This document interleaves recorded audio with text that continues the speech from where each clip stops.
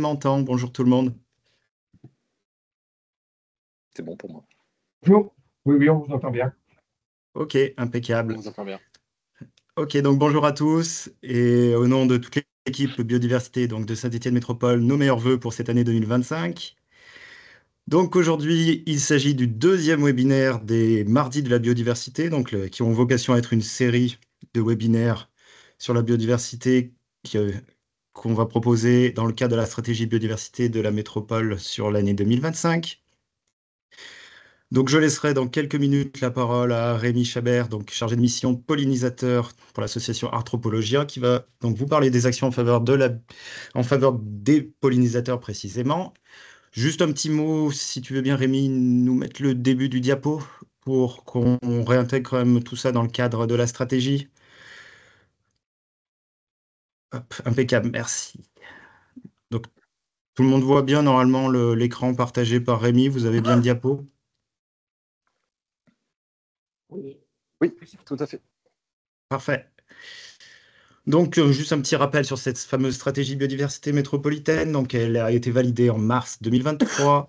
L'idée étant d'associer toutes les communes membres, tous les acteurs également de notre territoire dans une stratégie commune, globale, pour donner une trajectoire et coordonner toutes les actions favorables à la biodiversité et les prendre en compte dans toutes nos politiques à l'échelle de la métropole. Alors, il y a 7 grands axes que je ne vais pas forcément redétailler complètement, mais là, on est complètement dans le cadre aujourd'hui d'un de ces axes qui est d'informer pour mobiliser tous les acteurs et diffuser également les connaissances sur des sujets plus ou moins pointus comme aujourd'hui. Hop. Si tu veux bien passer à la C'est diapo fait. suivante, Rémi. Hop, parfait. Arrive. Donc, parmi les accompagnements qu'on va proposer cette année, donc là, on est sur le premier niveau d'accompagnement, donc un format webinaire qu'on va tenter de proposer une fois par mois. Donc, il y en a un certain nombre qui sont programmés déjà. Celui-là, c'est le deuxième, mais il y en a encore programmés sur les mois de mars et avril. Et on fera en sorte de vous en proposer d'autres par la suite. Ensuite, l'idée, c'est d'avoir des ateliers plus pratiques avec des sorties terrain, avec des experts, des partenaires qui nous permettront de voir concrètement des actions sur le terrain. Et pour les signataires de la fameuse charte biodiversité proposée par Saint-Étienne Métropole, on a commencé à proposer un accompagnement plus individuel qui réponde concrètement à des besoins un peu, un peu sur mesure pour aller aider à mettre en place des actions concrètes, soit dans les entreprises, soit dans les communes membres, les communes signataires. Et puis, juste un petit peu de pub, on est en train actuellement de remettre à jour notre site internet, donc qui est dédié vraiment à la biodiversité sur la métropole, donc il s'appelle Engagé pour la nature. Donc vous aviez eu le lien, peut-être que l'avez-vous consulté quand vous êtes inscrit à ce webinaire. Donc il est en train d'être remodelé, d'être rendu plus ergonomique, plus agréable. Donc n'hésitez pas à le consulter dans les mois qui viennent. Il devrait être riche en infos. Voilà, je m'arrête là et je laisse la main à Rémi. Tu as mis une dernière diapo avec Oui, les donc dates. il y a ce Et but, ça ouais. voilà, si vous les avez pas en tête, les webinaires qui arrivent dans les mois à venir. Donc c'est présenté par d'autres partenaires, ça peut être France Nature Environnement, ça peut être la LPO. Et donc on a des actions concrètes en faveur de la biodiversité avec des retours d'expérience. Et ensuite, pour le webinaire LPO, ce sera plutôt la démarche refuge LPO, mais à destination plutôt des entreprises ou des communes. Et on parlera aussi des arbres avec Fonsylve qui viendra notamment parler de la charte de l'arbre. Donc ça, c'est pour les mois à venir. Voilà Rémi, c'est à toi. Donc on Merci. part pour une petite heure de présentation et puis ensuite, si vous avez des questions, n'hésitez pas à les mettre dans le fil, dans la conversation et puis on prendra un temps, quoi qu'il en soit, à la fin de 20-30 minutes pour répondre à vos questions. Super, merci. Alors c'est parti, on va parler ensemble cet après-midi des actions qu'on peut faire en faveur des pollinisateurs à travers plusieurs exemples. Et puis on va replacer un peu qui sont les pollinisateurs, quand même des enjeux de biodiversité plus globalement, qui sont les pollinisateurs. Qu'est-ce qu'on peut faire pour les aider vraiment concrètement? C'est quoi leurs besoins à comprendre? De quoi ils ont besoin pour les aider le plus efficacement possible? Et puis aider au-delà plus largement la biodiversité, quelques fausses pistes à éviter, et puis ces moments de questions sur la fin. Arthropologia, si vous ne connaissez pas encore, on est une association de protection de l'environnement avec une expertise forte et reconnue sur le naturaliste, sur les insectes en particulier, mais aussi sur le végétal, on porte des projets de végétalisation et d'accompagnement à la prise en compte de la biodiversité dans les milieux naturels, les milieux urbains et les milieux cultivés et aménagés. Et on a également une expertise sur un volet pédagogique et formation. On est basé à la Tour de Salvanis, à l'ouest de Lyon, mais on rayonne au niveau de la région Auvergne-Rhône-Alpes et puis même au niveau national avec le sujet des pollinisateurs que je porte avec d'autres collègues. Pour replacer tout d'abord très rapidement, vraiment tout rapide, les enjeux de biodiversité. La biodiversité, c'est quoi? Surtout, à quoi ça nous sert? Pourquoi on en a besoin? Indispensable à la vie sur Terre et à la vie de notre espèce, nous les êtres humains. Et les insectes dans tout ça, les insectes, ils font tourner le monde. Ils sont à la base des écosystèmes avec les plantes, mais les insectes mangent et se font manger. Ils sont vraiment des éléments importants, très présents dans les écosystèmes, dans les chaînes alimentaires, et ils nous rendent des services avec le reste de la biodiversité, que ce soit pour qu'on respire, pour dépolluer, pour limiter dans nos cultures, dans nos espaces cultivés, les animaux qui mangent nos plantes, avec qui on veut moins partager. Des services de pollinisation, dont on va parler plus largement aujourd'hui, les enjeux de fertilisation des sols, de transformation des matières pour les réinjecter dans les cycles, et puis même de l'épuration de l'eau, et puis au-delà de ça, même des services bien plus larges d'inspiration, d'esthétique, d'épanouissement, de services culturels dont on a vraiment besoin. Et les insectes, ils sont vraiment à la base de ça. Vous savez, on traverse une crise de la biodiversité, un effondrement, et même plus largement une extinction de masse au niveau mondial. Et les causes qui sont globales, mais qui touchent également les insectes, c'est les mêmes menaces qu'on retrouve pour les insectes, c'est les pollutions, avec en premier les pesticides, la destruction des habitats. Tous ensemble, des fois on présente le changement climatique comme vraiment une conséquence de l'effondrement de la biodiversité, mais en fait c'est la résultante des facteurs de l'activité humaine, la surexploitation des ressources, et puis il y a aussi les espèces introduites volontairement ou accidentellement, qui se développent au détriment des autres et qu'on appelle les espèces exotiques envahissantes. Dernière diapo pour parler de cet effondrement de la biodiversité, puis après on passe aux pollinisateurs et aux actions par la suite. C'est vraiment ce qui nous intéresse, parce que malgré la situation et cette crise qu'on traverse, on peut faire des choses, et notamment à un niveau local, à l'échelle individuelle ou même de collectivité ou de structure, on peut faire des choses pour favoriser et voir un retour rapide de biodiversité, heureusement. Mais actuellement, le constat, c'est qu'on est plutôt sur une courbe vraiment descendante. Ici, il y a plusieurs options, scénarios envisagés en termes de biodiversité, de déclin ou de retour de la biodiversité.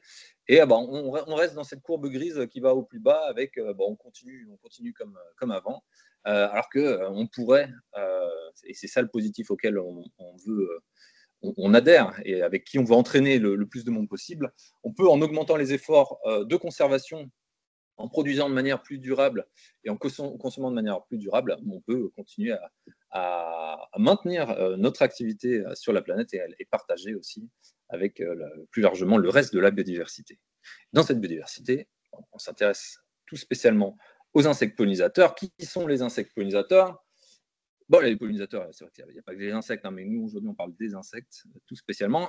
Et d'abord, pour faire partie du club des insectes pollinisateurs, faut transporter du pollen d'une fleur à une autre, et ce qui permet la reproduction de la même espèce, reproduction de ces fleurs afin qu'elles puissent faire les fruits qui contiennent les graines, qui permettent la dispersion du patrimoine génétique et la reproduction des plantes. Pour ça, vous le connaissez sûrement déjà, mais ce qui m'intéresse et que j'avais vraiment envie de vous partager, c'est que c'est pas tout la relation entre les insectes pollinisateurs et les fleurs. Il y a différents gradients de relations qu'on présente ici en image. Avec le plus à gauche, c'est les relations où vraiment le résultat, c'est un avantage très fort, ou même 100% pour les pollinisateurs. Et le plus à droite, l'avantage dans l'interaction, il est que pour la plante. Et entre les deux, il y a un mutualisme, un équilibre où l'insecte pollinisateur vient trouver de la ressource et au passage, il permet la pollinisation. C'est du win-win. Tout le monde est content. Et alors, les interactions qui sont les favorables seulement à un des deux êtres, il y a par exemple tout à gauche, là, quand c'est que favorable à l'insecte, c'est du vol. Il y a des voleurs des insectes, notamment des bourdons par exemple, qui ne s'embarrassent pas ou qui ne sont pas capables de passer par la pièce florale, par l'entrée normale, ils font un petit trou sur le côté, à travers les pétales, et hop, ils viennent aspirer le nectar sans jamais rentrer en contact avec le pollen, donc zéro transport de pollen. C'est une perte pour la plante qui a dépensé de l'énergie pour produire du nectar, pour attirer d'autres insectes pollinisateurs. Pas de chance, ça ne marche pas. À l'inverse total, il y a la pollinisation par déception sexuelle, par tromperie, avec des plantes comme certaines orchidées qui font des fleurs qui contiennent des pétales dont la forme rappelle la forme de femelle d'insectes, abeilles sauvages ou bourdons, avec même l'émission d'odeurs proches pour imiter celle des femelles. Et les jeunes mâles, en attendant que des femelles apparaissent, parce qu'en général les mâles ils émergent avant dans la saison, ils cherchent à se reproduire avec ce qu'ils pensent être une femelle et ils s'accrochent, ils tentent de se reproduire avec le pétale d'orchidée et sans succès évidemment, ils repartent avec quand même des sacs de pollen sur la tête qui vont pouvoir déposer sur une autre fleur quand ils tenteront de se reproduire à nouveau. Jusqu'à ce que les femelles émergent et que là, ils se rendent compte que, ah ouais, quand même, c'est pas pareil. Donc, ils délaissent les fleurs, mais ces orchidées-là, parce que c'est pas toutes les orchidées, auront pu, de cette manière-là, assurer leur pollinisation. Voilà, donc il y a tout un monde d'interactions très complexes, très variées en fonction d'espèces et qui est apparu au cours de centaines de millions d'années d'évolution. Donc, c'est des temps vraiment incroyables qui me dépasse totalement. Je ne sais pas si vous arrivez à mesurer, mais moi, c'est trop grand comme échelle. Vous savez sûrement que la pollinisation indispensable pour nos plantes cultivées, il y a une partie de la pollinisation qui se fait par le vent, c'est vrai, une partie par l'eau, mais quand même 75% de ce qu'on mange dépend de la pollinisation par les insectes. Et vous avez peut-être déjà vu des images comme ça, c'est quoi le petit-déj avec les insectes pollinisateurs et sans les insectes pollinisateurs? Il ne reste plus grand-chose à manger. Et puis même d'un point de vue qualité de ce qui peut être produit, si on élargit à des repas, notamment avec la viande, on peut se dire, ah ouais, les vaches, les bœufs mangent de l'herbe. Pas que de l'herbe, graminées qui sont pollinisées par le vent. Il y a aussi besoin de trèfle, il y a aussi besoin d'autres choses pour un côté qualitatif, nutritionnel, santé, du coup, directement pour nous, des êtres humains. Un chiffre qu'on voit un petit peu moins souvent, qui est intéressant à apporter en complément, c'est que on se soucie souvent de ah oui, on aurait moins à manger ou plus grand chose à manger, ou pas de la même qualité. Mais alors, du côté sauvage, qui se préoccupe de ce qu'auront à manger les animaux sauvages, les insectes à la base des chaînes alimentaires et tous les animaux qui en dépendent? Après, les oiseaux, les amphibiens, les reptiles, tout, les poissons au niveau aquatique. Les insectes sont responsables de 90% de la pollinisation des plantes à fleurs sauvages. Donc, indispensable, bien sûr. D'où l'enjeu autour de ces insectes pollinisateurs. Et c'est pour ça que nous, c'est un sujet fort qu'on porte comme, j'allais dire comme prétexte, comme angle d'action de levier pour agir en faveur de la biodiversité. Parce que, comme je vous l'ai déjà dit, ce qu'on propose est favorable plus largement au-delà des insectes pollinisateurs. Ces insectes, les pollinisateurs de manière générale, juste pour élargir, en dehors de la France métropolitaine, il y a des oiseaux, des chauves-souris, des mammifères, des reptiles, des geckos par exemple. Il y a même au niveau aquatique des sortes de crustacés qui peuvent assurer de la pollinisation, des vers de terre, pourquoi pas. Nous, en France métropolitaine, les niveaux animaux, c'est uniquement les insectes. Les insectes, tout bref rappel, vraiment, pour les reconnaître, corps en 3 parties et surtout 6 pattes et des ailes quand il y en a, mais il n'y en a pas toujours. En tout cas, il faut 6 pattes pour faire partie du club des insectes. Et les insectes, je ne sais pas si vous savez, mais la diversité des insectes est incroyable. Plus de la moitié des espèces connues sur la planète, c'est des espèces d'insectes. C'est un monde immense qu'on n'imagine pas et on ne nous apprend pas ou peu à connaître leur diversité, à connaître leur importance. C'est pour ça que j'insiste vraiment sur le fait qu'ils font tourner le monde. Et puis en plus, ils ont des vies incroyables. On aura quelques aperçus. La diversité des insectes est donc folle. Et en France, c'est plus de 40 000 espèces d'insectes différentes en France métropolitaine. Et puis, on en découvre encore chaque année, notamment du côté des petites mouches ou des coléoptères, les insectes à carapace, il y a toujours des trouvailles. Côté papillons de jour, par exemple, les plus colorés, il y a moins de découvertes, il y a moins de trouvailles. Dans le monde des insectes, il reste quand même énormément de choses à découvrir. On ne sait pas d'où être. Tant mieux, ça nous fait des super découvertes, mais aussi pour se dire que on n'a pas tout compris, on ne sait pas tout.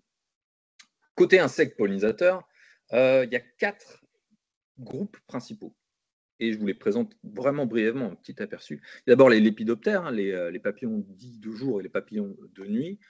Dans leur grande diversité, ici quelques papillons dits de nuit, Je ne vais pas vous les détailler tous, mais pour vous montrer qu'il y a des diversités de couleurs, des diversités de formes. Il y a des diversités aussi d'activités. Les papillons de jour, il y en a une partie qui sont actifs. Non, pardon, papillons de jour, toujours actifs le jour. Les papillons de nuit, il y en a une partie qui est active la nuit, c'est vrai, d'autres crépuscule, à l'aube, et d'autres en pleine journée.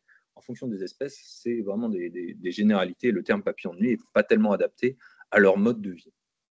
Et quand on pense papillons, on pense souvent aux papillons dits de jour. En fait, c'est une petite portion, vraiment, les papillons dits de jour. Il y a beaucoup plus de diversité de papillons dits de nuit. Et de manière générale, au niveau de l'activité nocturne, il y a beaucoup plus d'animaux qui vivent ou qui sont actifs la nuit qu'en journée. Mais nous, ça, nous, on ne le voit pas être humain parce qu'on est en décalé. Donc, on imagine que le gros de l'activité se passe la journée comme nous. Bon, non, en fait, c'est quand on dort que c'est pas la fête, mais ça bouge, ça vit pendant qu'on dort. Encore d'autres exemples. Il y en a qu'un groupe avec les sphinx, vous connaissez peut-être déjà entendu parler du sphinx tête de mort, ou plus en bas, les petits sphinx colibris, les morosphinx ou les sphinx gazés, qui font du surplace sur les fleurs, qui ressemblent à des petits colibris. C'est nos colibris à nous, allez, on les valide. Et vous verrez plus tard qu'en fonction des plantes qu'on choisit, il y a une plante au moins, en tout cas, qui est mortelle pour les petits sphinx colibris. Donc attention à ce qu'on choisit. On en reparlera tout à l'heure. Et voilà, des papillons dits de jour, moins variés, c'est vrai, mais avec des enjeux connus, reconnus. Et pareil pour les papillons de nuit, d'ailleurs. Petit aperçu vraiment des papillons de jour qui ont la chance d'avoir les noms les plus sympas au niveau des noms en français. Vous avez les citrons, les cardiographiques, vous en avez peut-être déjà entendu. Tous les insectes n'ont pas la chance d'avoir des noms aussi rigolos, et ils n'ont même pas tous la chance d'avoir des noms en français. Du côté des coléoptères, les insectes à carapace, c'est un autre groupe important. Il y a 12 000 espèces actuellement connues. C'est le groupe le plus varié en diversité d'espèces dans le monde des insectes, les coléoptères, les coléos. Et certes, ils ne sont pas tous pollinisateurs, mais il y en a quand même une bonne partie qui fréquentent les fleurs, avec notamment le groupe des septoines, que vous connaissez peut-être pour leur rôle de recyclage de la matière au stade larvaire, les espèces de gros vers blancs qu'on peut retrouver dans les composts parfois. Ils se nourrissent aussi dans les fleurs quand ils sont adultes, pollinisateurs. Autre groupe, c'est les coléoptères, les longicornes, avec leurs très très longues antennes. Certains de longicornes ont un développement de larves dans le bois mort, plus rarement dans le bois vivant. Mais voilà quelques exemples de coléoptères en train de se nourrir dans les fleurs. Vous avez vu la diversité des couleurs et parfois la diversité des formes. Et encore d'autres qui, eux, transforment la matière au stade larvaire, sont parasites d'autres espèces, mangent des plantes, c'est assez varié. Et on voit bien sur les photos ici, et notamment celle de droite, sur les clairons, avec leur couleur qui préviennent ne me mangez pas, là, le noir et rouge, c'est pour un signal d'avertissement, le recouvert de pollen, cela transporte du pollen. Donc, je ne l'ai pas évoqué aussi avec les papillons, mais pourquoi est-ce qu'ils sont dans les groupes principaux d'insectes pollinisateurs? C'est parce que par leur alimentation adulte, ils fréquentent énormément les fleurs, donc ils ont plus de chances de se couvrir de pollen et d'aller le déposer sur d'autres fleurs de la même espèce, surtout quand il y en approche. On est à notre troisième groupe,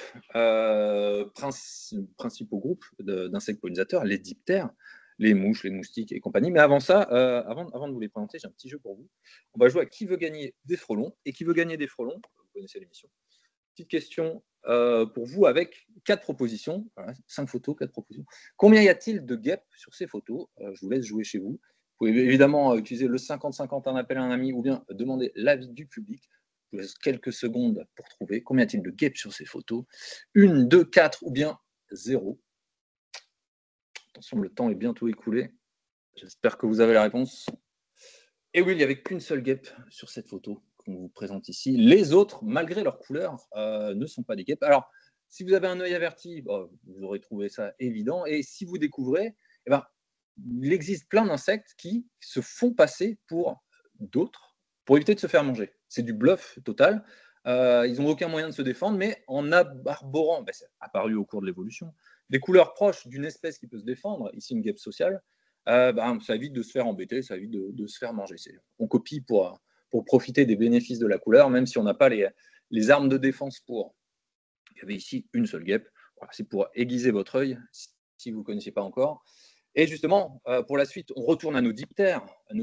En voilà. Les Stratiomidae sont des mouches soldats dont quelques-unes ressemblent à des guêpes. Et leur mode de développement larvaire, elles vont se nourrir de matière en décomposition, certaines dans l'eau, d'autres dans la litière du sol. Encore qui se font passer pour des guêpes, en partie, pas tout le monde. C'est la famille des cirphes, que vous connaissez peut-être pour leur rôle au stade larvaire, pour certaines, hein, de prédation des pucerons dans les jardins et les espaces cultivés. Bon, il y en a plein d'autres modes de vie, et elles fréquentent beaucoup les fleurs pour se nourrir au stade adulte. On y pense moins, mais tout ce qui est mouches et compagnie, les mouches vertes, les mouches bleues, les mouches noires, qui sont les mouches, ouais, on les appelle des fois des mouches à merde. Il y en a certaines, c'est vrai, qui peuvent pondre dans les matières fécales, dans les excréments, parce que leurs larves chassent à l'intérieur. Donc, ils pondent dans les cadavres parce que leurs larves, elles se nourrissent de matière animale en décomposition. D'ailleurs, heureusement qu'elles sont là, toutes ces espèces-là, pour transformer la matière, on ne saurait pas faire et puis on n'a pas envie de le faire. Mais elles font partie aussi des insectes pollinisateurs. Elles fréquentent, adultes, les fleurs. Pareil, je ne vous ai pas mis en photo, mais les moustiques mal aimés. Bon, il y a des enjeux, il peut y avoir des enjeux sanitaires, notamment avec le moustique tigre, qui est une espèce exotique envahissante, mais sinon, les moustiques font partie des insectes pollinisateurs. Ils sont aussi consommés par un paquet du reste de la biodiversité. Ça ne veut pas dire qu'on veut des moustiques partout, et ça ne veut pas dire qu'on protège les moustiques.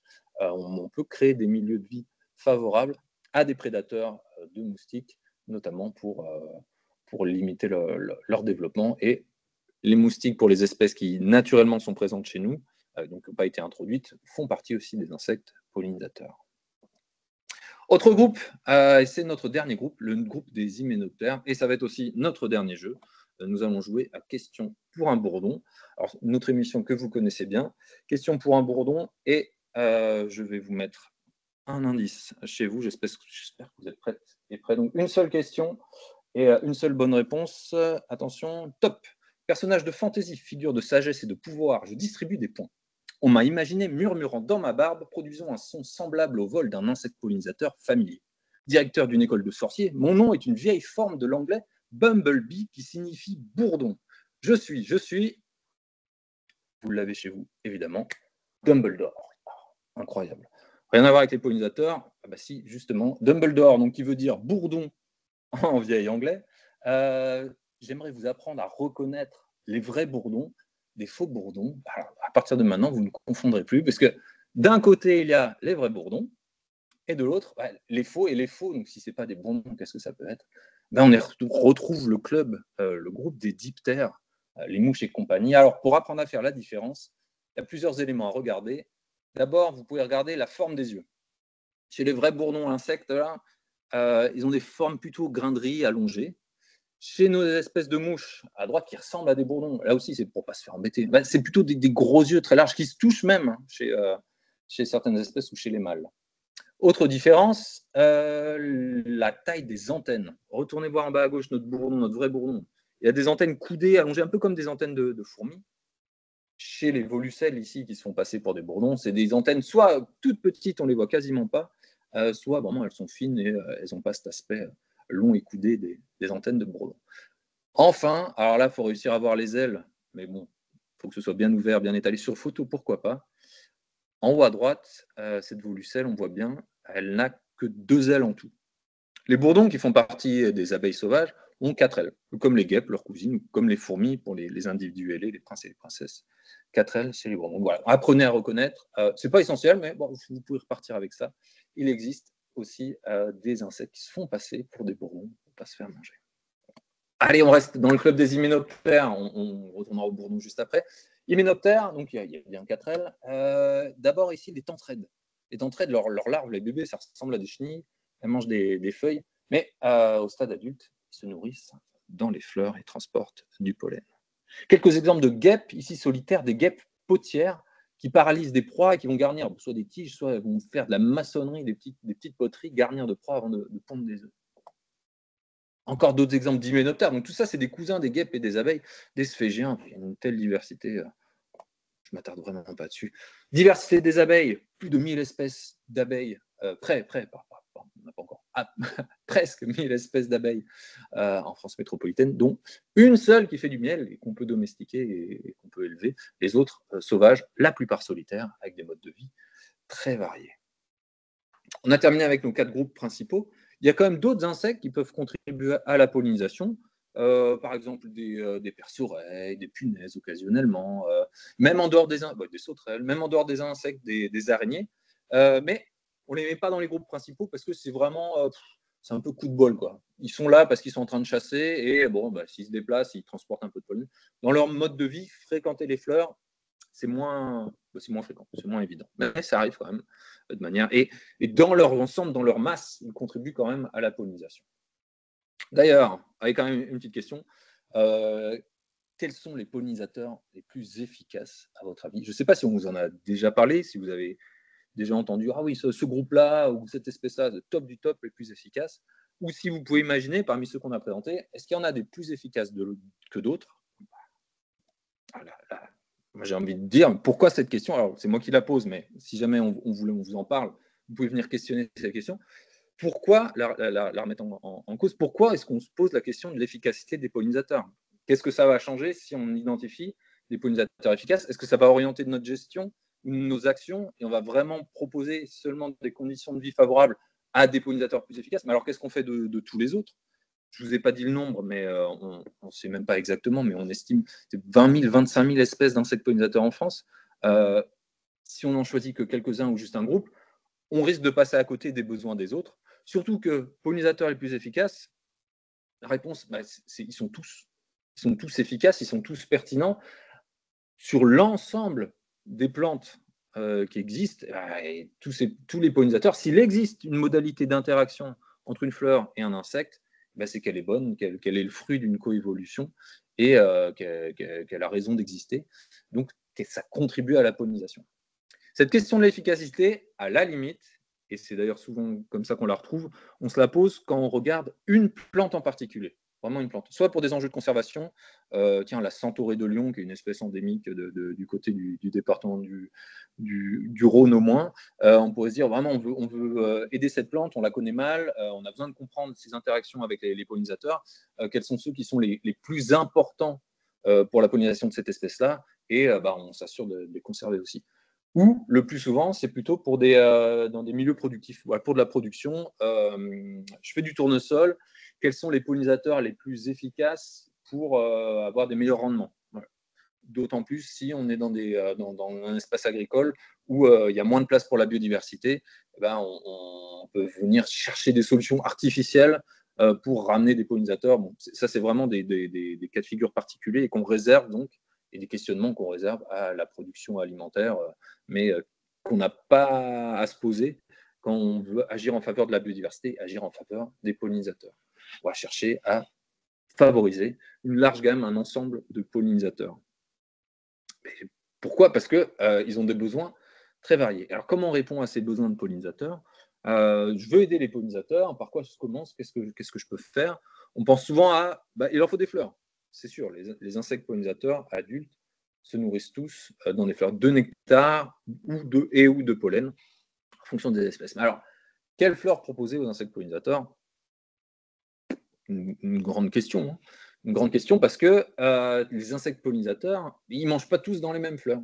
Et si on limite trop l'offre de fleurs qu'on leur propose, on est sûr qu'il y a plein de monde, c'est des restaurants qui ne sont pas adaptés pour un paquet d'insectes pollinisateurs. Ici, je vous présente, c'est en anglais, alors d'un côté, c'est les pollinisateurs diurnes, à gauche, de l'autre côté, des pollinisateurs nocturnes, et il y a des traits qui partent vers des plantes, des espèces de plantes qui sont différentes. On ne connaît pas leur nom, mais c'est pas grave. On ne connaît pas le nom de ces insectes-là, on voit qu'ils ont des formes différentes, c'est des espèces différentes, et chaque trait, ça représente une interaction. C'est un réseau d'interaction entre des insectes et des plantes, et c'est pour montrer qu'ils ne mangent pas toutes dans les mêmes fleurs. Et puis même entre les nocturnes et les diurnes, il y a des croisements. Il y en a qui partagent des restos, ils vont dans les mêmes restos, mais pas au même moment de la journée et de la nuit. Et d'autres, ils ne vont pas du tout dans les mêmes restos. Ça nous amène aussi sur le sujet qu'il y a des insectes qui sont généralistes, ils vont manger dans plein de restos, plein de types de fleurs différents, et d'autres qui sont spécialisés, qui ont vraiment des restaurants privilégiés, presque réservés pour eux. Et ceux-là, ils sont essentiels. Donc, pour ne pas se tromper, on cherchera toujours à favoriser une diversité de fleurs. Là, c'est un réseau d'interaction simplifié. Je vous en montre un complexe, on ne va pas le détailler. Enfin, dans la vraie vie, ça ressemble plutôt à ça. En haut, toujours les espèces d'insectes avec des noms scientifiques, et en bas, en abrégé, des noms d'espèces de plantes. Et chaque fois que vous voyez un trait, c'est qu'il y a une interaction qui a été notée dans l'étude sur le terrain entre l'insecte et la fleur.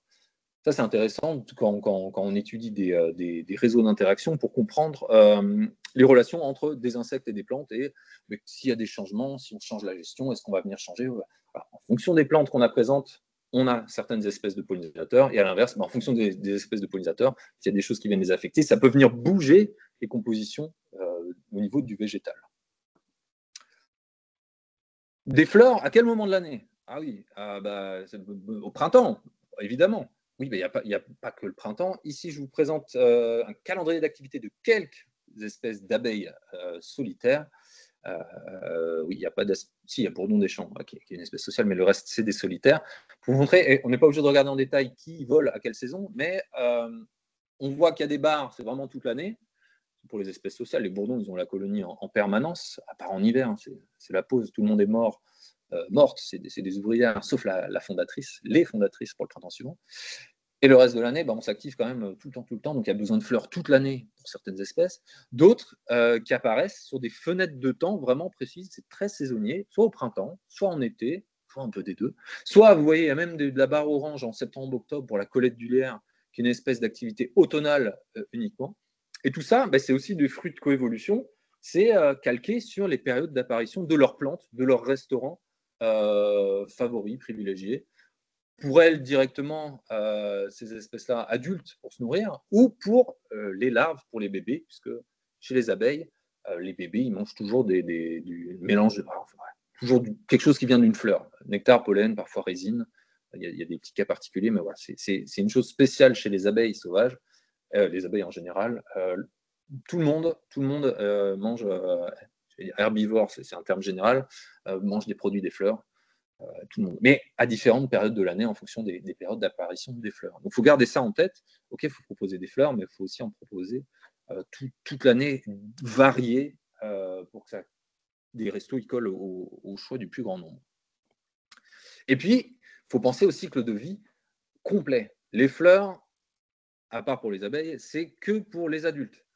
Pour toutes les autres espèces, pour arriver au stade adulte, il faut réussir à accomplir le cycle en entier. Et donc, il faut un endroit où pondre, ou faire un nid. Il faut de quoi manger quand on est larve, quand on est bébé. Et il faut des espaces refuges, des abris pour les journées de mauvais temps, de vent, ou pour passer l'hiver, parce que pour que l'espèce se maintienne, il y a forcément un moment où elle passe l'hiver. Au stade adulte, au stade d'œuf, au stade de larve, au stade de transformation chez chrysalide, chez les papillons par exemple. Voilà. Toujours un moment où il y a besoin de passer l'hiver. Donc il faut penser à ces enjeux-là, les prévoir. Pas forcément espèce par espèce, on va voir, mais j'aimerais vous présenter quand même quelques portraits, je crois que j'en ai 3, portraits de pollinisateurs pour comprendre leurs besoins de vie. On commence par un papillon, le tabac d'Espagne. À chaque fois que vous avez le nom scientifique, si ça vous intéresse, des fois ils sont rigolos.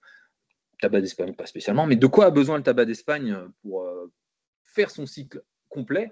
On sait que le tabac d'Espagne, il pond, les chenilles se nourrissent de feuilles de violette. Super, les violettes. Les violettes qu'on retrouve notamment dans les espaces de sous-bois, ou en lisière parfois. Sauf que les papillons tabac d'Espagne ne pondent pas directement sur les violettes. Ils ont besoin qu'il y ait à proximité des troncs d'arbres, parce qu'ils vont pondre, les femelles vont pondre sur la base des troncs d'arbres un peu avant l'hiver.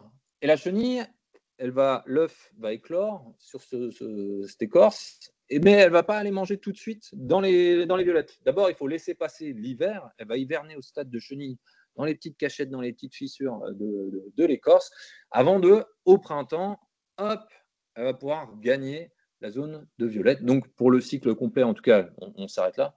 Pour ce cycle-là, il faut des violettes, c'est vrai, du coup, au milieu plutôt forestier, à proximité de troncs d'arbres et où il n'y a pas de dérangement pour que la chenille puisse passer à l'hiver. Vous avez vu cette chenille avec ses espèces de cornes et ses pics poilus, en train de manger probablement des feuilles de violette.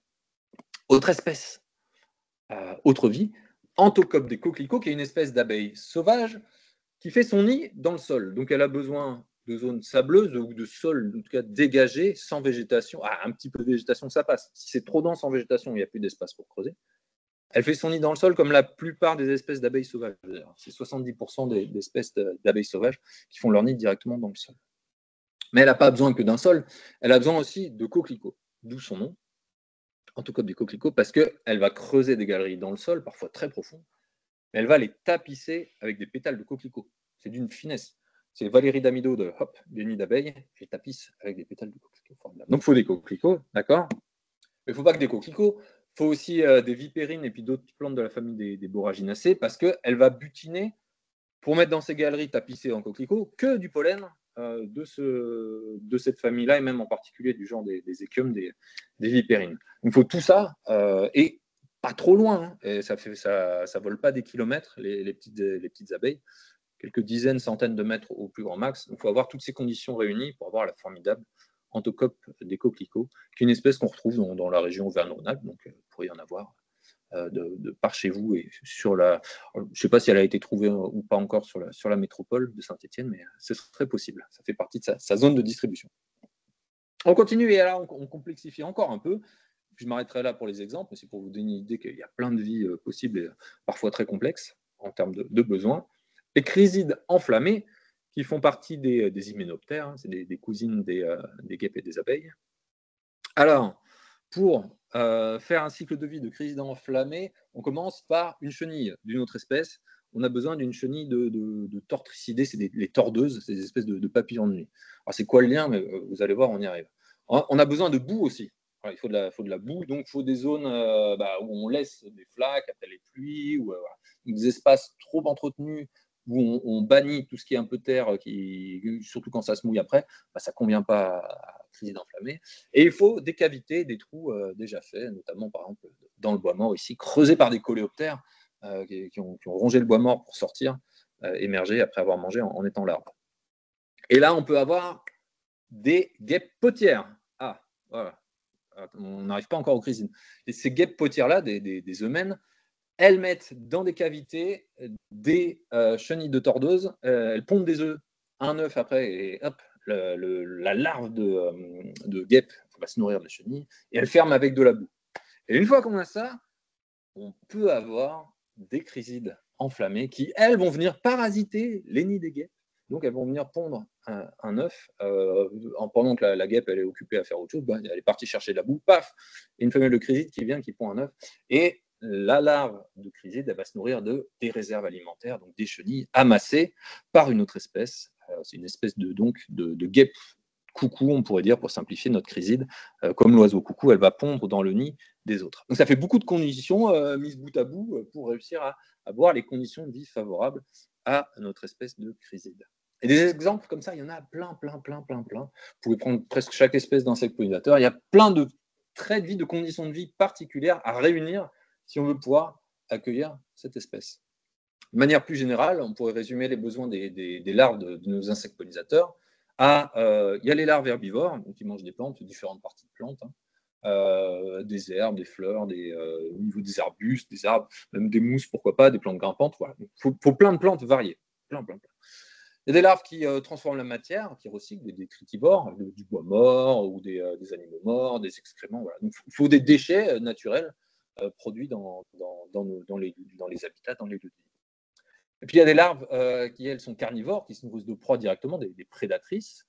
Il y a des larves qui vont parasiter, qui vont se développer à l'intérieur d'autres insectes, d'autres animaux.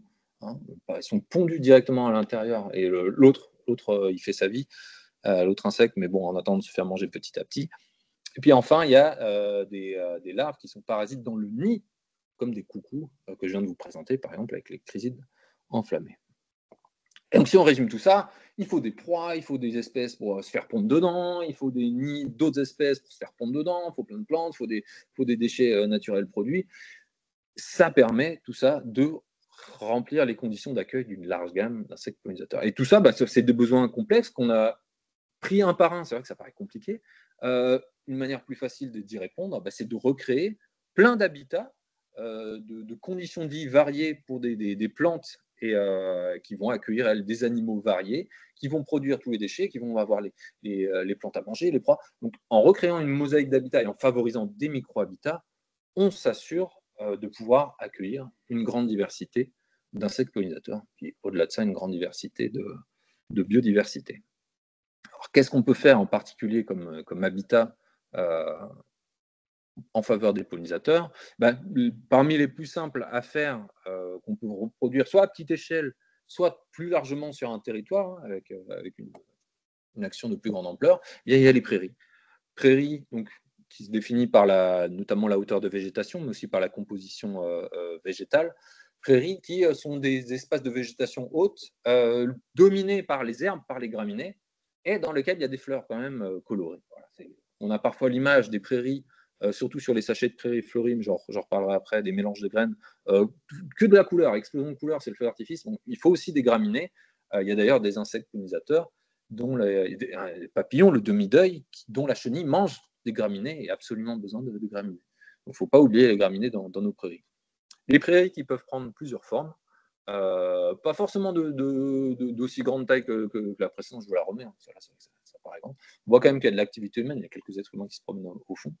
Ça peut être de plus petite taille, ça peut être en talus, ça peut être des petits patchs, toute bande finalement d'herbes, de gazon ou de pelouse qu'on va pouvoir laisser pousser, laisser s'exprimer la banque de graines présente pour voir apparaître une diversité de plantes, et notamment des plantes à fleurs, c'est favorable aux insectes pollinisateurs. Autre forme possible de prairie, en bord de route, notamment. Bord de chemin, bord de route, bord de voirie, c'est des espaces aussi sur lesquels il y a du potentiel pour refaire de la végétation de type prairie. Autre composante essentielle dans la recréation ou la création d'habitats, la partie ligneuse, les arbustes, les arbres et les plantes grimpantes, ça peut être sous forme de haies champêtres.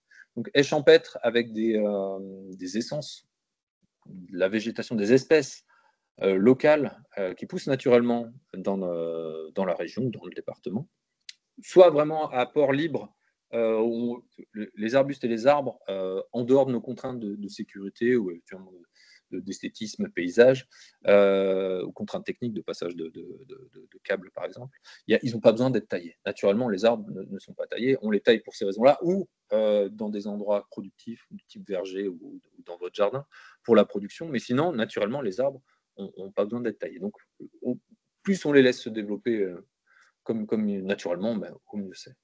Et donc, on veut des plantes sauvages locales.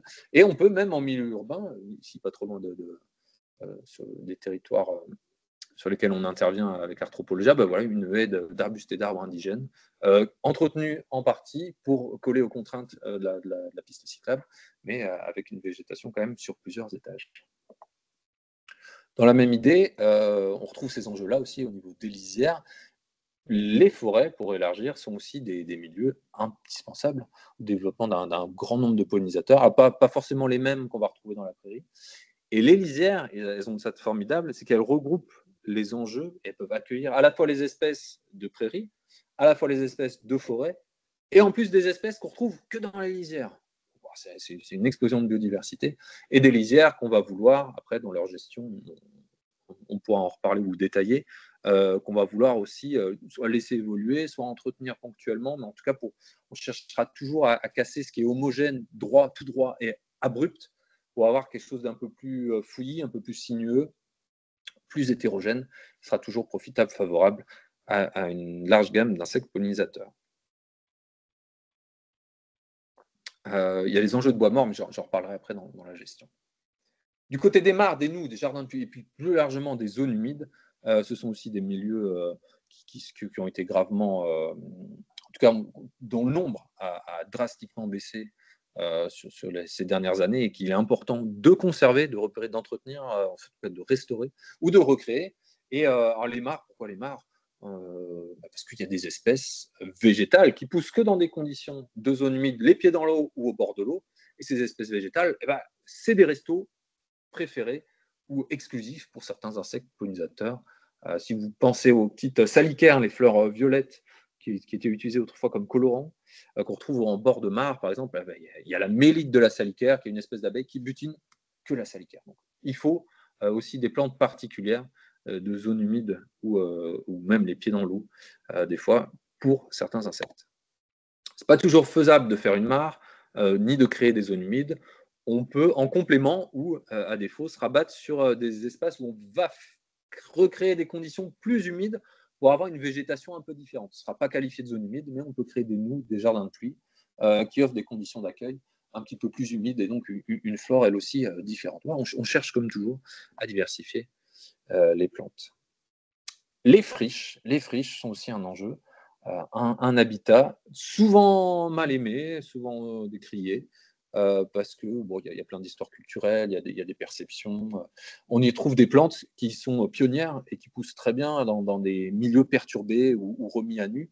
Et dans les friches, il y a de la ressource alimentaire pour des insectes pollinateurs, il y a des espaces de nidification, il y a des abris. Donc, avec une vigilance sur les espèces exotiques envahissantes qui peuvent se développer sur des espaces perturbés, les friches, toutes sortes de friches, ont un enjeu, une vocation de biodiversité possible forte, quoique temporaire, parce que ça évolue, et en fonction de l'occupation des sols, en tout cas au niveau de la planification urbaine, les friches sont rarement permanentes, mais il y en a de nouvelles qui apparaissent par endroits. En général, ça fonctionne comme ça. Donc, il y a un potentiel biodiversité à repérer et à valoriser au niveau des friches. Il y a un travail fort qui a été fait du côté de la Seine-Saint-Denis sur la valorisation des friches, avec plein de volets, plein d'angles, biodiversité bien sûr, mais aussi culturelle, sociétale. Des bons travaux à aller explorer si le sujet des friches vous intéresse ou vous accroche. Il faut aussi penser à connecter tous ces milieux entre eux, les enjeux de trame verte, trame bleue, parce que les insectes pollinisateurs aussi, il y a certaines barrières infranchissables, et il faut aussi des connexions entre les populations, tout comme pour les plus grands animaux, avec des échelles de vie et de déplacement bien plus faibles, quelques dizaines de mètres, je vous disais, des fois, pour certaines espèces, en fonction des capacités de vol. Donc, il y a ça aussi à penser à l'échelle d'un territoire. Je voulais revenir sur les facteurs clés au niveau végétation, que ce soit de la création ou restauration d'habitat. Il y a d'abord un enjeu fort qui est celui de la végétation indigène, donc des plantes locales sauvages qui poussent naturellement sur le territoire de Saint-Étienne Métropole, parce qu'on sait à coup sûr que ce sont des plantes avec lesquelles les insectes pollinisateurs ont coévolué depuis tellement longtemps qu'ils y trouvent leur compte. Pour tout ce qui est plantes introduites, cultivées, exotiques, modifiées, des fois ça répond à des besoins, des fois pas du tout. On ne sait pas, surtout on ne sait pas. Donc le coup sûr, c'est de la végétation indigène. Ça ne veut pas dire qu'il faut exclure ces plantes pour la vocation de plantes cultivées ou pour des enjeux ornementaux. C'est juste qu'on peut zoner, réserver des zones où on se fait plaisir, on se met ce qu'on veut nous, ou en fonction de nos contraintes humaines, et d'autres endroits où là, c'est consacré avec un curseur de biodiversité très fort, et c'est là où vraiment il faut de la végétation indigène.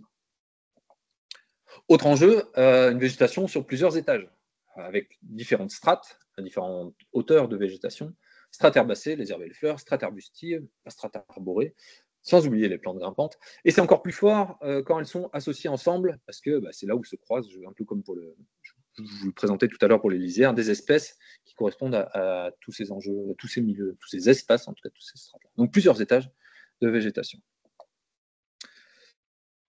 Dans les techniques de végétalisation, on peut faire appel au processus naturel qu'on peut accompagner et voir apparaître de la végétation spontanée. Quand on arrête d'entretenir un espace de pelouse ou de prairie éventuellement, on va voir apparaître au bout de quelques années un processus qui, on peut se dire, ça prend du temps à notre échelle humaine, mais finalement ça va assez vite et surtout ça fonctionne très très bien. Donc laisser pousser et voir apparaître des fourrés, des ronciers, formidables les ronces d'un point de vue biodiversité, là aussi un travail d'acceptation à faire, et qui vont laisser la place après aux arbustes et aux arbres et les ronces qui apportent le carbone dans le sol nécessaire à la germination des graines d'arbustes et d'arbres déjà présentes. C'est ainsi que d'un espace de pelouse, déjà, on peut aller vers un espace de prairie en réduisant l'entretien à couper une fois par an déjà.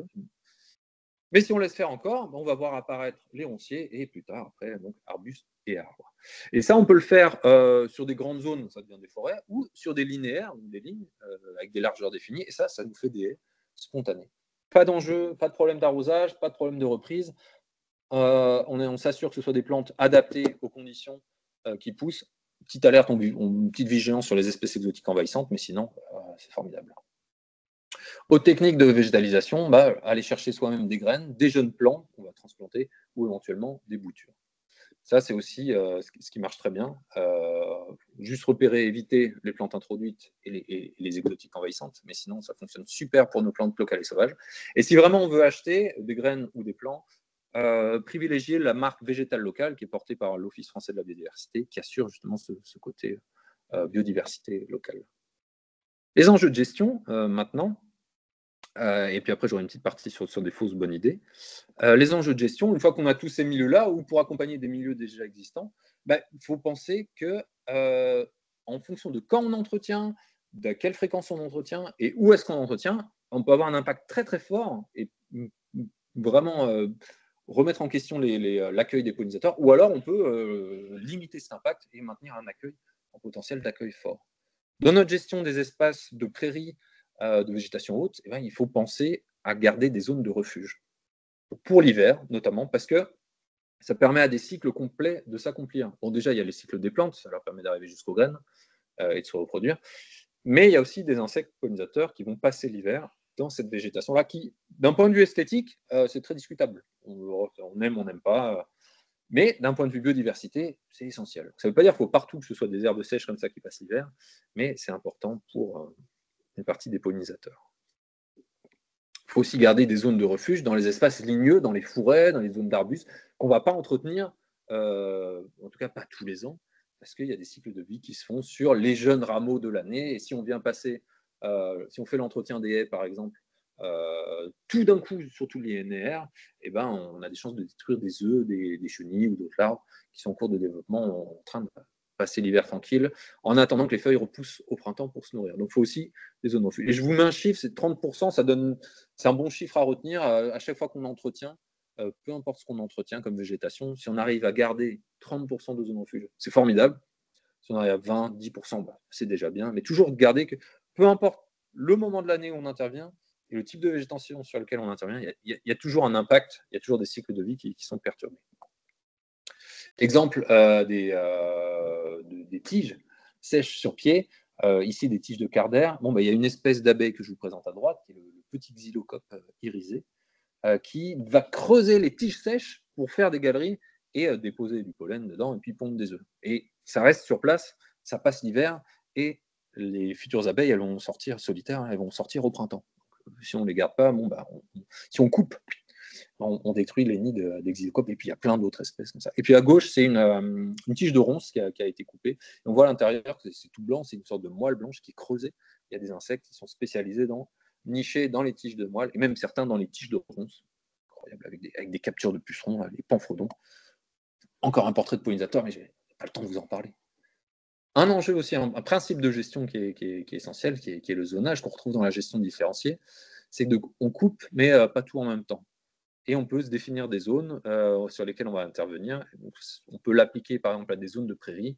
L'idée, c'est que peu importe le moment de l'année, il y a toujours un endroit où la végétation se développe et où les cycles de vie peuvent s'accomplir en entier. On n'est pas obligé de faire 3 zones.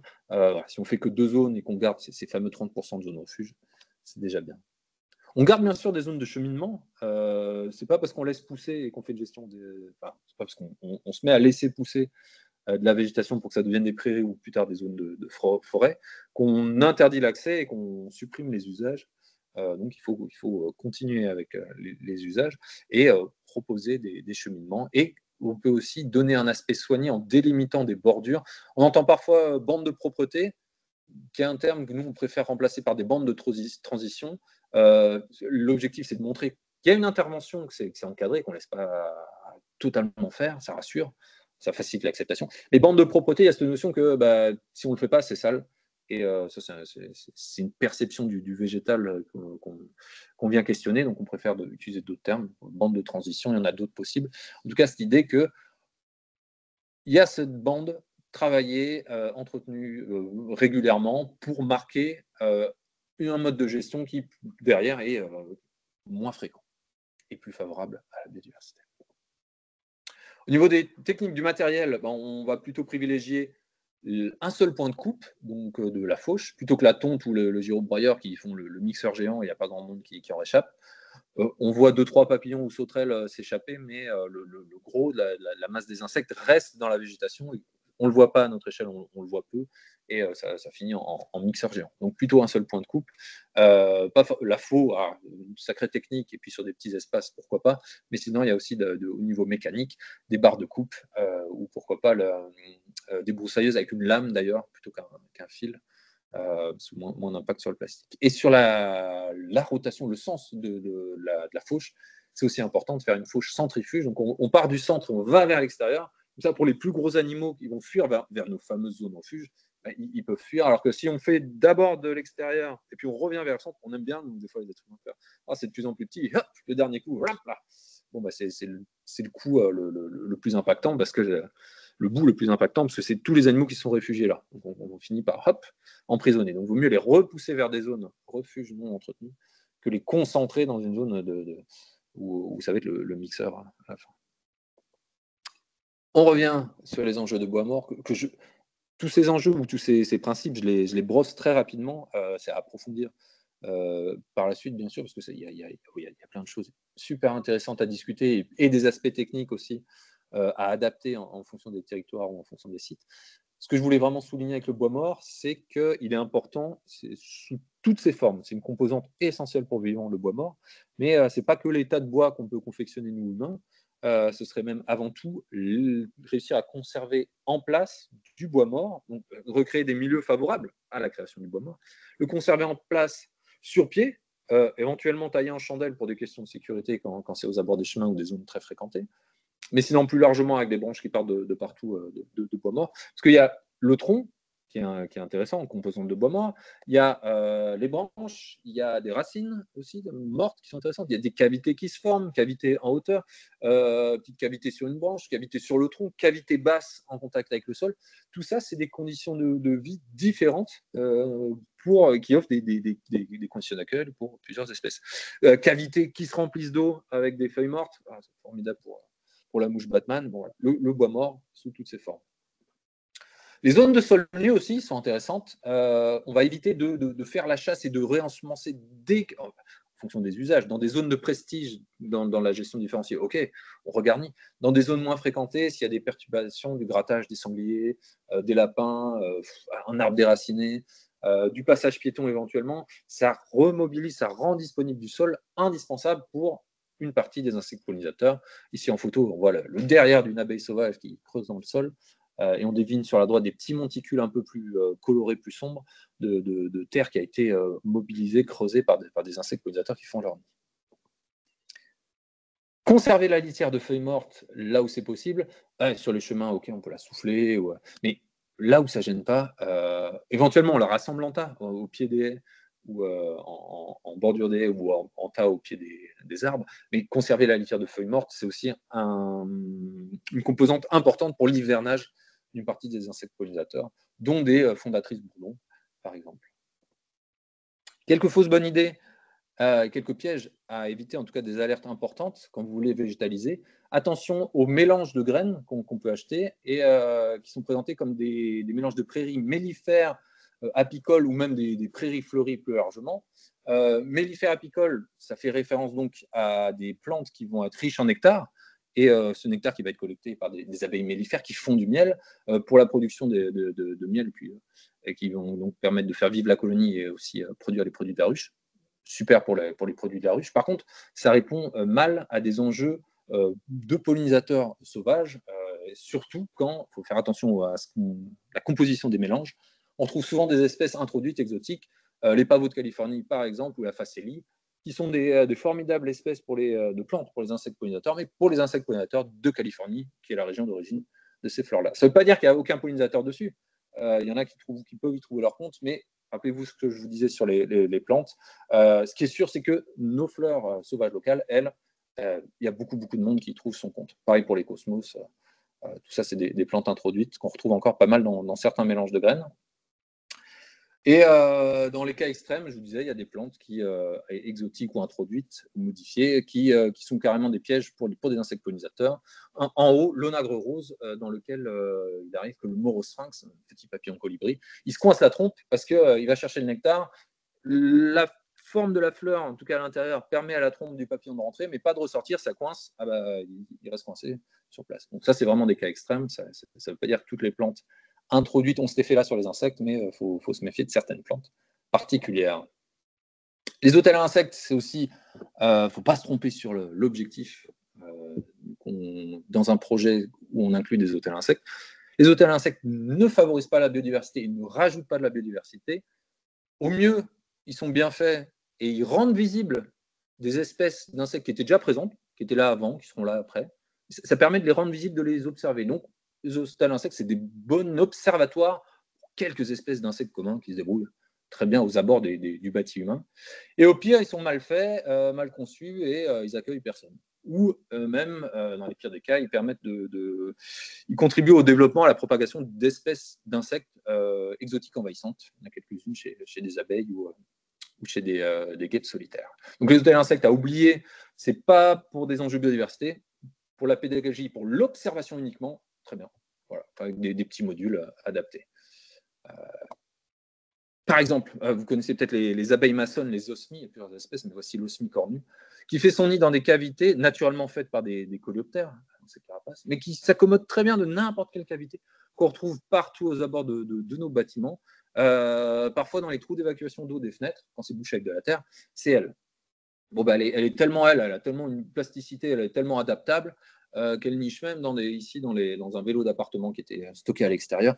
Ça ne veut pas dire qu'il y a un succès derrière du développement des larves, parce que le plastique, souvent trop humide, ça peut moisir à l'intérieur. En tout cas, les osmies, on les retrouve beaucoup dans les hôtels à insectes, parfois en très grand nombre. Il ne faudrait pas se tromper dans nos observations de dire « Ah oui, il y a plein d'insectes sur mon hôtel, c'est que ça marche, ça aide les insectes. » Non, c'est vraiment des observatoires, et notamment de très bons observatoires pour les osmies.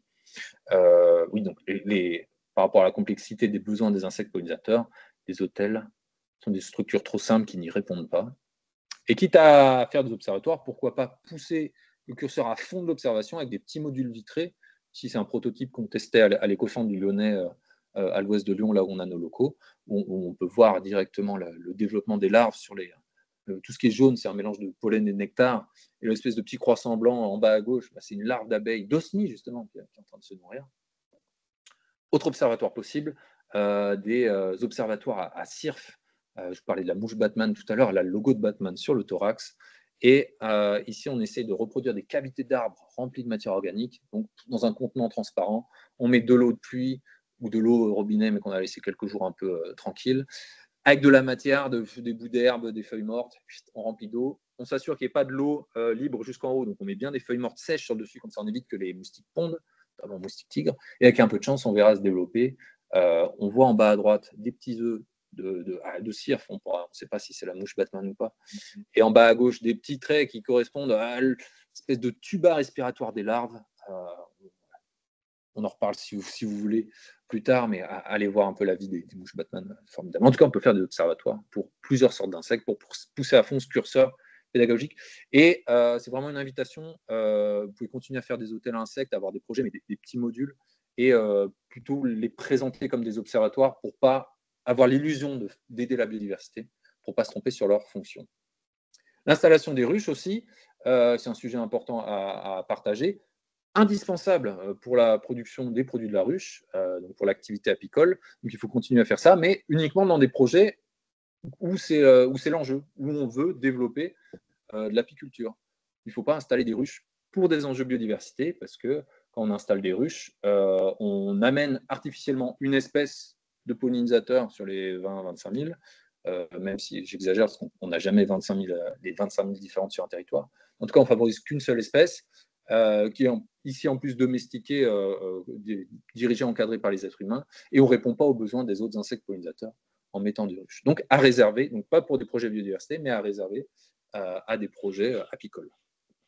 Et un point de vigilance aussi que je voulais vous partager, pour rebondir sur les ruches, autour du piégeage des frelons asiatiques, puisque les frelons asiatiques est une espèce exotique envahissante qui pose énormément de problèmes au niveau des ruches, et pour lesquels il faut agir. Effectivement, on ne peut pas laisser sans rien faire les frelons asiatiques venir dégommer les colonies.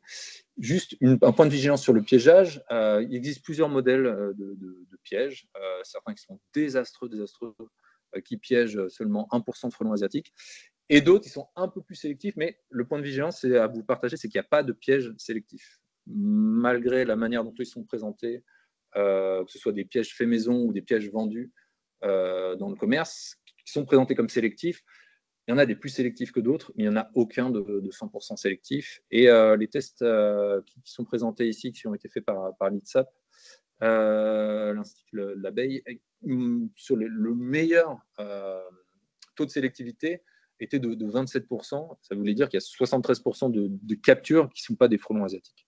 Donc, il n'y a aucun piège sélectif. Et c'est pour ça que vouloir piéger partout le frelon asiatique, ce serait une erreur d'un point de vue biodiversité, parce qu'on risque d'avoir un impact sur les insectes, les autres insectes pollinisateurs. Sur les sujets du frelon asiatique, il n'y a rien d'arrêté encore. Il y a des expérimentations qui sont en cours, il y a de la recherche qui se poursuit, donc on n'a pas de réponse toute faite sur quoi faire. Ce qu'on sait, c'est qu'il vaut mieux, on recommande de piéger à proximité des ruchers qui sont déjà, sur lesquels il y a déjà eu des attaques de frelons asiatiques, et non pas essayer de piéger partout sur tout le territoire les frelons asiatiques, parce que c'est une espèce qu'on ne fera pas disparaître, il faut qu'on apprenne à vivre avec. Et donc, éviter de piéger en dehors des ruchers.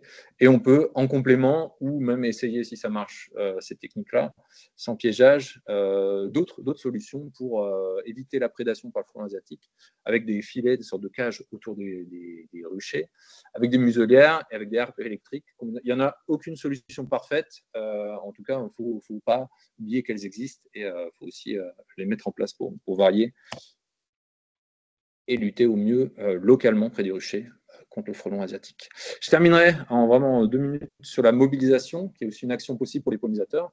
Il y a des outils qu'on a développés avec Arthropogia qui s'appellent Pollinisation, des outils diagnostiques qui permettent de voir sur un espace vert, privé, public, particulier, collectif, entreprise, il y a plein de typologies d'espaces verts, s'il est favorable aux insectes pollinisateurs, en prenant en compte tous leurs besoins et en venant apporter des éléments que je viens de vous présenter cet après-midi.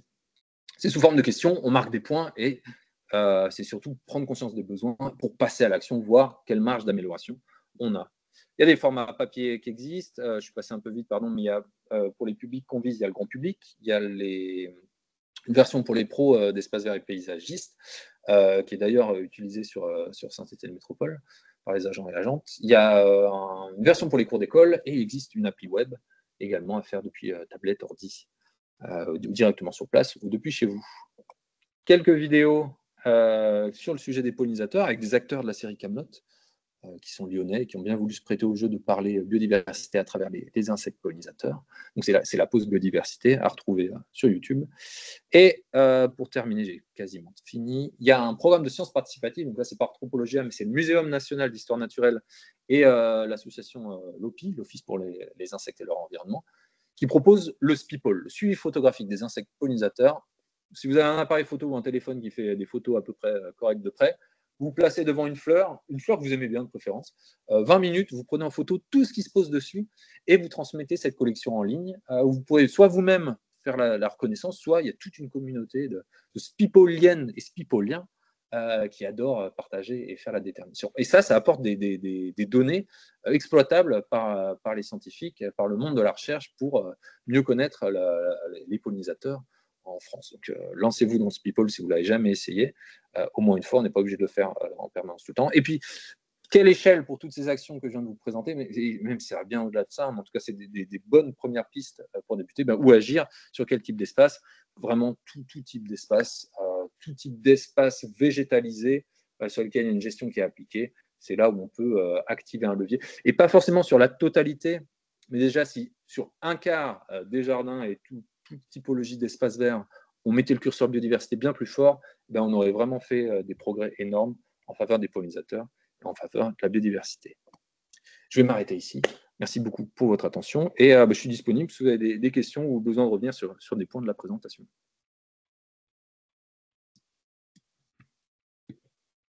Merci beaucoup Rémi pour cette présentation. On va reprendre un petit peu les quelques petites remarques qu'on a eues dans la conversation. Donc, il y a Pierre Plouzenec qui a été très actif sur le fil de conversation, qui a partagé certains documents et qui a donné quelques pistes aussi de réflexion et quelques questions. Donc, je ne sais pas, Rémi, si tu peux jeter rapidement un coup d'œil ou alors je te fais un petit résumé. Je vois le premier, si j'en ai pas arrêté d'autres, qui mentionne la trame noire. Effectivement, merci. Oui. Je suis passé vite sur les trames. Il y a d'autres typologies de trames que les trames vertes et bleues. Trame noire essentielle pour les insectes nocturnes, dont des insectes pollinisateurs, avec des impacts de la lumière qui sont variés. Pour les résumer, il y a un effet répulsif avec des espèces qui vont fuir la lumière. Vraiment, ça leur crée des barrières et ça leur perturbe dans leur cycle de vie, dans leur activité nocturne. D'autres, au contraire, qui sont attirés par la lumière, mais là aussi, c'est une forme de perturbation. D'autres, chez certains insectes, ça va créer des reflets qui imitent, par exemple, la surface de l'eau, enfin, qui font croire à la surface de l'eau avec des insectes qui vont venir pondre, aquatiques, qui vont venir pondre sur ces surfaces artificielles en pensant que c'est de l'eau. Il y a des problèmes de repérage aussi pour les espèces qui s'orientent soit avec la Lune, soit avec... Il y a des bousiers qui se repèrent avec la Voie lactée. Bon, ben, s'il y a les lumières qui cachent la Voie lactée, il n'y a plus moyen de se repérer. Perturbation du cycle des plantes aussi. Et du coup, les restos, ils sont plus ouverts, ils se décalent dans leur horaire d'ouverture, et des insectes pollinisateurs, eux, ils n'ont pas ce décalage-là. Donc, ça peut créer toutes sortes de perturbations. Et donc, pollution nocturne, c'est effectivement... et les trames noires donc, qui viennent traiter ce sujet-là, c'est effectivement des pistes d'action essentielles. Et pour aller même plus loin sur les trames, il y a la trame brune, avec les qualités des sols qui sont importantes. Il y a une partie des pollinisateurs qui font leur cycle de vie dans le sol, et puis il y a toute une vie dans le sol que je n'ai pas abordée, mais qui est aussi essentielle. Je peux continuer alors, toujours sur la remarque sur quelle végétation on choisit pour répondre aux enjeux du changement climatique. Il y a la migration, effectivement, qui est mentionnée. On va chercher alors, je vais le faire différemment en englobant la migration. Il y a 3 options pour faire face aux enjeux de qu'est-ce qu'on plante, qu'est-ce qu'on sème par rapport au changement climatique. On va chercher de l'exotique, de plantes qui vivent dans les mêmes conditions de sécheresse et de chaleur. Comme ça, on se dit, c'est bon, on est en train d'avoir ces conditions-là, donc on va aller chercher plantes exotiques. Ça peut marcher. L'inconvénient, c'est que nos insectes pollinisateurs et notre faune, de manière plus générale, elle n'a pas coévolué avec, donc il n'y a plus grand-chose les relations, en tout cas, il n'y en a quasiment pas ou très peu. Deuxième option, et c'est sur les 3 options d'ailleurs, je le dis direct, il n'y en a aucune de parfaite, et c'est plutôt une combinaison des 3 qu'on va chercher pour mettre toutes les chances de notre côté, parce que personne ne peut prédire ce que ça va donner à moyen long terme les effets du changement climatique. Donc, aller chercher des exotiques, faire de la migration assistée, donc aller chercher des plantes un peu plus au sud, dans des aires de répartition plus proches des climats qu'on va avoir, et venir les ramener, soit des transplantations directes, soit des graines, des boutures éventuellement. Donc des plantes qui peuvent être indigènes, donc locales sauvages à l'échelle de la France, par exemple, même si elles ne sont pas considérées comme locales sauvages pour le département de la Loire. Et donc, c'est une migration qui aurait pu avoir lieu sur des échelles de temps extrêmement longues. Et là, c'est une migration assistée parce qu'on va les chercher nous-mêmes. L'inconvénient, c'est que ça prend beaucoup de temps et c'est cher aussi. L'avantage, c'est que on a des espèces qui sont quand même un peu plus proches de notre faune. L'incertitude, là aussi, on ne sait pas trop si ça va marcher ou pas. Et une dernière solution, on ne sait pas non plus si ça va trop marcher, mais encore une fois, on met toutes les chances de notre côté, on ne met pas tous nos œufs dans le même panier. Continuer à planter ou à favoriser, laisser se développer des plantes sauvages locales, même s'il y a certains sujets individus qui sont en train de mourir dans des parcs ou des jardins. On dit, nous, il y a les hêtres près de Lyon, ils ne tiennent plus trop dans les parcs. On continue à en favoriser en allant chercher cette fois du patrimoine génétique pas si loin, donc des mêmes espèces, mais avec un patrimoine génétique qui ont poussé dans des conditions déjà plus sèches et plus chaudes. Donc, des espèces qui, même si certaines sont avec une acceptation de l'échec, tous les individus ne vont pas survivre, mais on compte et on espère que dans la diversité génétique, il va y avoir quelques individus qui seront mieux adaptés, qui vont pouvoir s'en sortir. Et peut-être même qu'à terme, à moyen terme, ces espèces vont disparaître ou peut-être mourir, mais on va freiner, c'est surtout ça qui est essentiel, on cherche à freiner les effets du changement climatique pour que ce soit le moins brusque possible, même si c'est des échelles de temps déjà très brusques.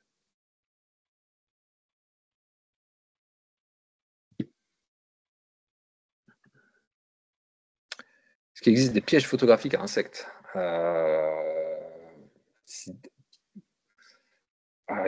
disponible comme ça dans le commerce, non. Je sais que c'est utilisé sur certaines études pour voir qui fréquente les fleurs, des déclenchements vidéo ou photo, dès qu'il y a du mouvement devant la fleur. Après, il faut faire un peu de tri, mais ça existe notamment pour voir. J'en avais entendu parler dans des études pour voir justement qui vient polliniser des fleurs de tournesol de mémoire. Mais on peut le faire, pourquoi pas, sur un espace vert ou un jardin, pour voir ce qui vient visiter vos fleurs. Et pour élargir, ça existe aussi en audio. Le monde de la recherche s'intéresse à la reconnaissance acoustique des insectes, et notamment parce qu'on peut le percevoir des fois à l'oreille, les bourdons, ils ne font pas tous le même bruit en fonction des espèces. C'est les collègues qui m'ont dit ça. Moi, je ne connais pas assez bien les bourdons. J'ai des collègues qui étudient les bourdons de près. Ou même, vous avez remarqué qu'une mouche, elle ne fait pas le même bruit. Un moustique, vous savez, qui ne fait pas le même bruit que des abeilles que vous avez croisées. Ben, en s'appuyant là-dessus et en creusant bien plus loin, il y a des techniques en tout cas, de recherche, de reconnaissance acoustique, donc en audio, des insectes.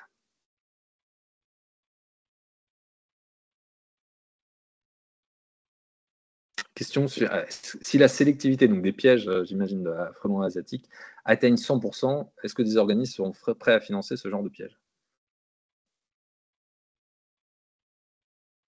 C'est une bonne question. S'il existait une alors, moi j'ai beaucoup de réserves sur la sélectivité à 100% à venir des pièges. Si un tel piège existe, ce serait effectivement formidable, mais tous les pièges qui sortent, à chaque fois, ils sont annoncés comme 100% sélectifs. Quand il y a des études qui se penchent dessus, sur plein d'endroits, avec des pièges différents, le max actuel, à notre connaissance, est du 27%. Donc je ne pense pas qu'on atteigne un jour les 100%.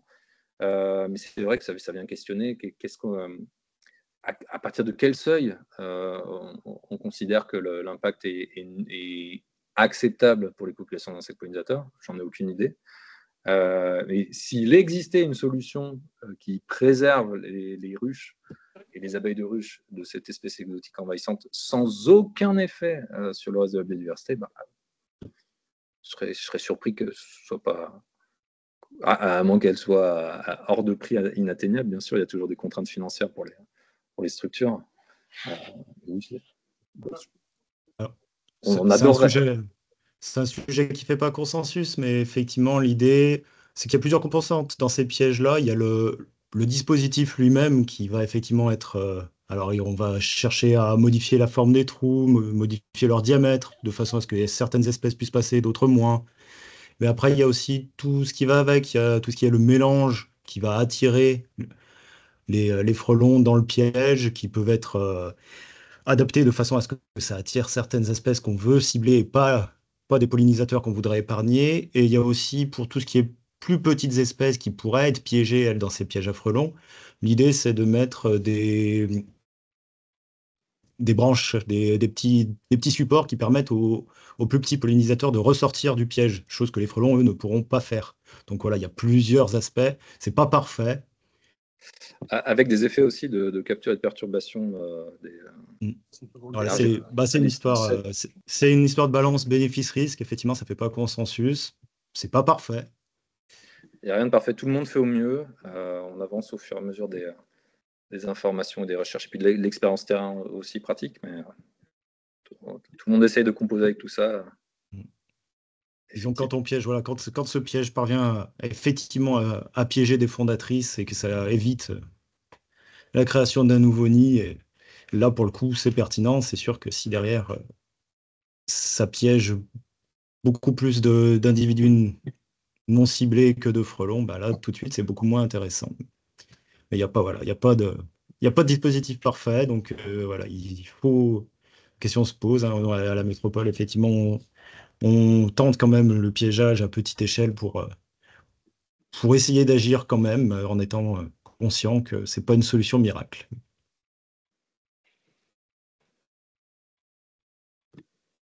Et dans le cas où il y aurait quelque chose qui se développerait, là, il y aurait des interlocuteurs à Saint-Étienne qui seraient intéressés? Nous, sur ces sujets-là, on est en relation avec le syndicat d'apiculture de la Loire. Donc, c'est surtout eux qui se chargent, c'est eux qui ont choisi le type de dispositif. Il y a des retours d'expérience et des retours de terrain qui sont plutôt positifs, notamment de la part de France Nature Environnement, qui juge. Alors, c'est pas aussi solide que les études que Rémi a présentées. On n'a pas un pourcentage de sélectivité qui ressort à la fin, mais ils jugent qu'effectivement, il y a les petites espèces qui parviennent à ressortir. On retrouve dans le piège, ça va être essentiellement du frelon asiatique, mais voilà, c'est pas parfait, mais voilà, il y a des retours de terrain qui sont plutôt positifs. Alors après, voilà, on en fait ce qu'on veut, mais Mais on est vigilant sur le sujet et on cherche effectivement à améliorer le dispositif avec les dernières avancées qu'on pourrait avoir sur le sujet.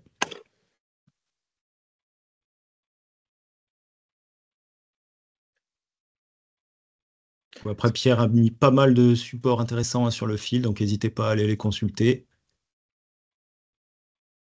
Je pense qu'on a fait le tour des Ouais, c'est questions mon dans dada. le chat. Si vous en avez d'autres encore, c'est le moment. Non, ben merci beaucoup, en tout cas. C'était riche en contenu, donc effectivement, il y avait encore plein de choses à dire sur certaines espèces d'insectes particulièrement remarquables, mais je pense que tu as déjà fait un bon tour d'horizon et une belle présentation, ça donne envie d'en savoir plus. Donc merci Rémi pour ça. Continuez à végétaliser les plantes du coin et ce sera bien. Merci à vous. Merci beaucoup. Et ben, bon après-midi à tous. Merci d'être venus et d'avoir suivi cette présentation. Et puis pour certains d'entre vous, on se retrouve le mois prochain pour le webinaire numéro 3, donc qui présentera des exemples concrets d'actions en faveur de la biodiversité, présentés par FNE, France Nature Environnement. Merci à tous. Bon Bonne après-midi, journée. au revoir. Merci, au revoir. Merci, au revoir.